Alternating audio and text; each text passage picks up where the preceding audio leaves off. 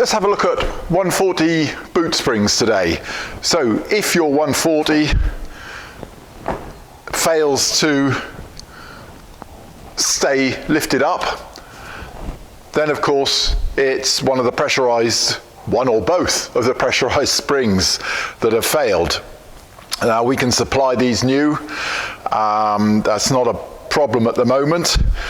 But how do you replace it? Well, one of them is always going to be completely failed, so you'll just be able to lift it out by hand. The other one, quite possibly, is still adequately good and will need a little bit more force.